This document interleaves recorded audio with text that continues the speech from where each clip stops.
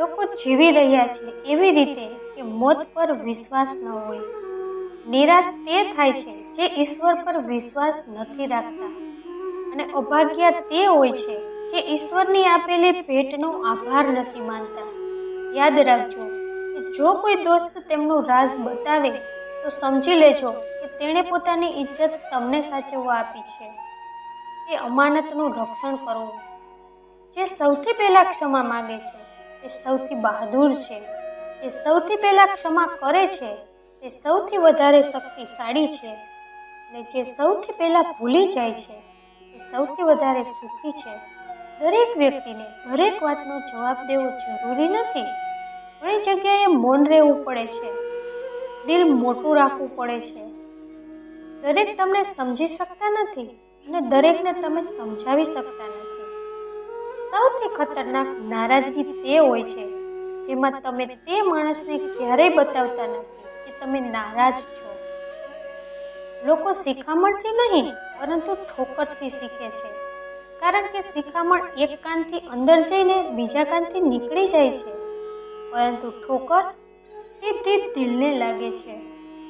જ્યારે કોઈ જરૂરિયાતવાળાનો અવાજ તમારા સુધી પહોંચે તો પરમાત્માનો આભાર માનો, કારણ કે તેણે તેના શિષ્ય માટે તમને પસંદ કર્યા છે. નહીંતર તો તે બધા માટે એકલો જ પૂરતો છે. કોઈને તેની હદ બતાવવા માટે જે શબ્દો આપણા મોઢામાંથી નીકળે છે તે ખરેખર તો બીજાને આપણી હદ બતાવી રહ્યા છે. કરો દિલ સે સજદા તો इबादत बनेगी, माँ बाप की सेवा अमानत बनेगी, खुलेगा जब तुम्हारे गुनाहों का खाता तो माँ बाप की सेवा जमानत बनेगी. પ્રેમ તે વસ્તુ છે જે બાળપણમાં મફત મળે છે, જુવાનીમાં કમાવી પડે છે અને ઘરડા થાય ત્યારે માગવી પડે છે. સંસારમાં સૌથી સુરક્ષિત વીમો છે પરમાત્મા ઉપર ભરોસો.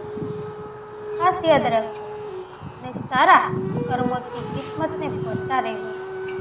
આખી દુનિયા તમારી સાથે નમી જાય તેવી દુઆ ક્યારેય ન માંગવી, પરંતુ દુનિયાની કોઈ તાકાત તમને નમાવી ન શકે એ દુઆ જરૂર માંગવી. જે જુલમ કરે ને ઇજ્જતની આશા રાખે છે, ઈશ્વર તેને ન્યાયની બદલે અપમાન આપે છે. શંકા સમસ્યાના પર્વતનું નિર્માણ કરે છે અને વિશ્વાસ તે પર્વતમાંથી નીકળવાના માર્ગનું નિર્માણ કરે છે. પરિવારને માલિક બનીને નહીં, માળી બનીને સંભાળો. એ ધ્યાન બધાનું રાખતા હોય પણ અધિકાર કોઈ ઉપર જમાવતા ન હોય. કોઈ વખાણ કરે કે નિંદા બંને સારું જ છે, કારણ કે વખાણ પ્રેરણા આપે છે અને નિંદા સાવધાન થવાનો ઈશારો. ગયેલા સમયને યાદ કરીને ઘણા નિયમો બનાવી લ્યો. આવવાવાળી કાલ ઉત્તમ બની જશે. જીવનમાં કોઈને રોવડાવીને હવન પણ કરાવશો તો ફાયદો નથી, અને દરરોજ કોઈ એક માણસને પણ હસાવી દીધો તો તમારે અગરબત્તી પ્રગટાવવાની પણ જરૂર નહીં પડે. ખૂબ જ સરસ સંબંધ છે ઈશ્વરનો અને મારો. હું વધારે માંગતો નથી અને તો ઓછું તે આપતો પણ નથી. જો તમને આ મારો વિડીયો ગમ્યો હોય તો લાઈક, શેર અને સબસ્ક્રાઈબ કરજો અને તમારા કિંમતી મંતવ્યો નીચે કમેન્ટ બોક્સમાં જરૂર લખજો. ફરીથી મળીશું મિત્રો આવા જ વિડીયો સાથે. ત્યાં સુધી તમારું ધ્યાન રાખજો, હસતા રહેજો અને હંમેશા ખુશ રહેજો.